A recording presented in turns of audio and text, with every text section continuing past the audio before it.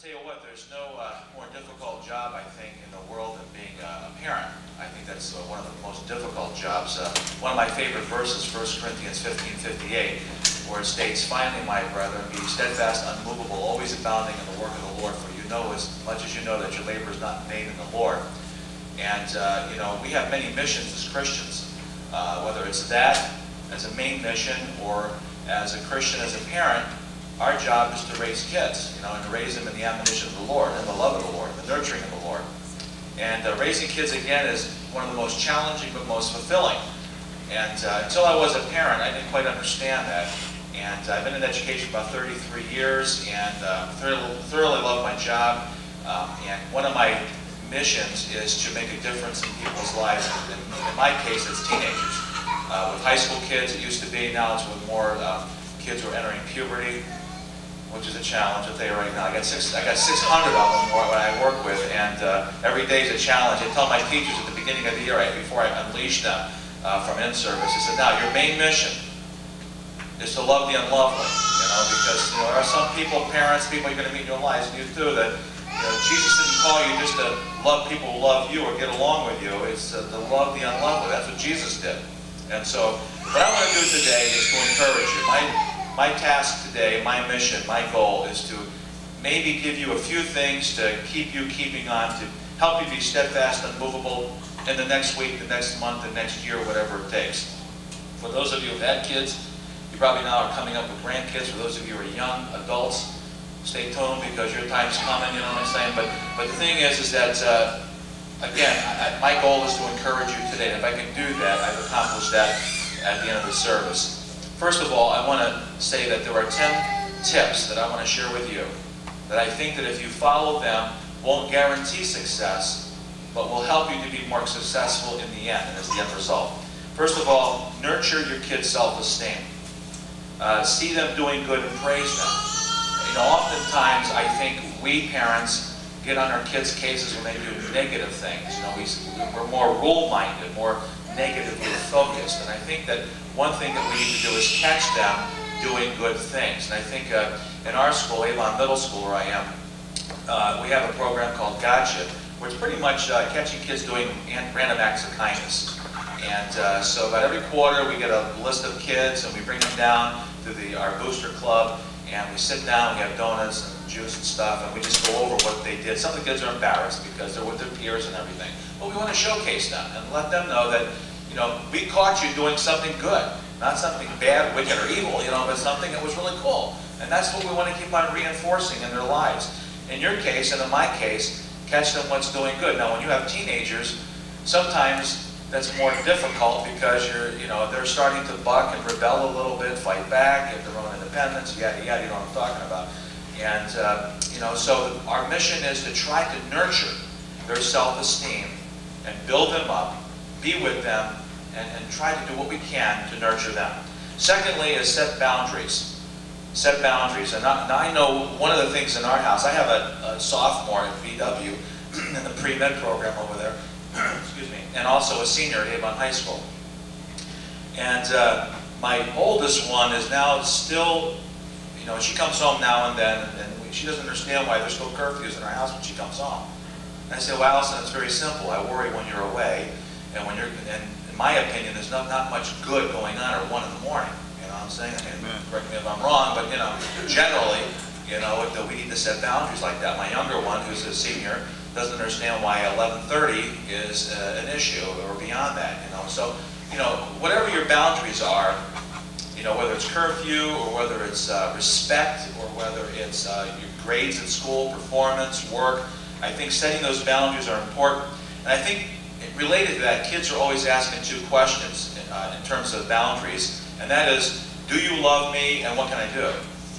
And I think that I like to share with you, I had a chalkboard here, I write this on there, but I like to share with you 4 different kind of parenting and 4 different kind of kids that come out of those questions. First of all, do you love me? Do you love me?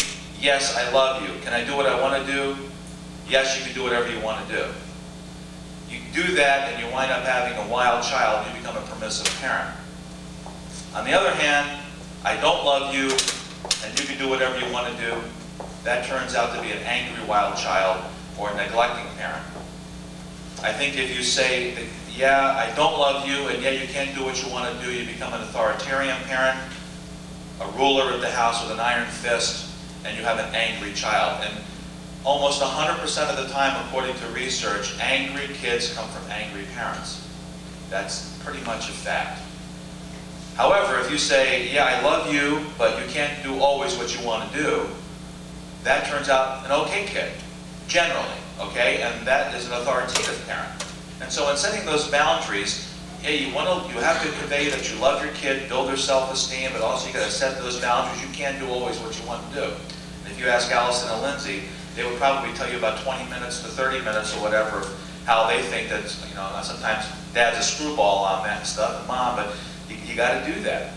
A third thing is be consistent with your discipline. I think one of the most important things as a parent is to get credibility. Are you credible with your kid? Is your yay a yay or nay a nay? Do you have rules? Are they set up? Is there an if-then statement? You know, if you don't come home by 11:30, then this is going to happen or whatever. I think that's important to write the rules down. The Bible says, and it was said before, train up a child in the way he or she shall go, and when he's old, he will not depart from it. There are detours. There are. I've got a couple of my experience, you know, and I thought maybe that it wasn't a detour, it's become a lifestyle, and then it turned around again. But sometimes as parents, you got to pray your kids back, and that's really important. Do not provoke your kids to anger. I know sometimes when you get really angry or mad at your kids, it's really easy to, as they say in Greek mythology, to release the kraken. I mean, it's easy to do, you know. And I want to encourage you just to be consistent with your discipline. Make sure that you're not just disciplining out of anger, and chances are you're going to make it through. I think a third thing is, the next thing is to take time with your kids. Quality time and quality time.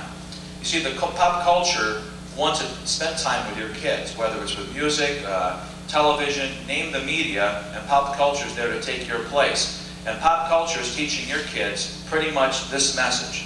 Now listen carefully.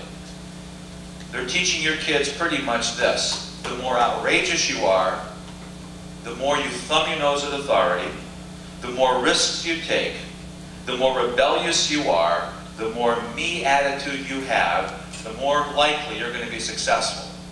It's true. That's what the popular culture is teaching our young people, and pretty much young adults today. Where in reality, if you want to get ahead, you need to make sure that you're not outrageous, that you're taking risks, yes, but not, that are dangerous risks, that you don't thumb your nose at authority. Now, I use this example all the time at school, where I have a kid who's been rebellious at school, and in class I'll sit him down and I'll say, okay, you're working at Burger King, you're at the fryer. Okay, you're ready to drop the French fries down. The boss says, do it now. And you say, I don't want to do it. And the boss says, again, I want you to put the fries down now into the boiling grease. No, I don't want to do it. Chances are you're going to be fired. There's a line of people who want to take your place, and that's how the world operates. Unless, of course, the owner or manager is a relative, That could be a little different. But by and large, we don't want the pop culture to be the parent of our children. And the pop culture's there, willing to do that. So again, take time, quality time, to be with your kids, nurture, teach, quality and quantity. The next and probably most important one is that I would challenge you to look up Philippians 4:8, which is an excellent verse that we used a lot with our kids growing up. Philippians 4:8. Finally, my brethren, whatsoever things are just, pure, of good report, and goes on with a list of things that Paul gives. Think on these things. The thing is that one thing that we kept on hearing from our kids growing up is we would say, the kids would say, well, Dad, that doesn't dishonor the Lord, that activity or this or that. And I would say, yeah, but does it honor Him? Does it bring praise to Him? One thing was when our teenagers were when our kids were in high school, they wanted to go to R-rated movies because all their friends were. And Lois and I drew the line. We don't go to them because we just feel that, well, I have no respect for Hollywood standards to begin with. And Hollywood rates certain motion pictures as restricted. Even they put a restriction on it. And so my feeling is those who I do not respect much, if they're putting a restriction on us, where their standards are down here, what does that tell me as a believer, And so we struggle with this with our kids, and I kept on coming back to the fact that, you know, we want to, Allison and Lindsay, we want to make sure that our standards are here, that they're biblical standards. I don't want to be crazy about it, but I want to be able to justify why we believe what we believe, why we do what we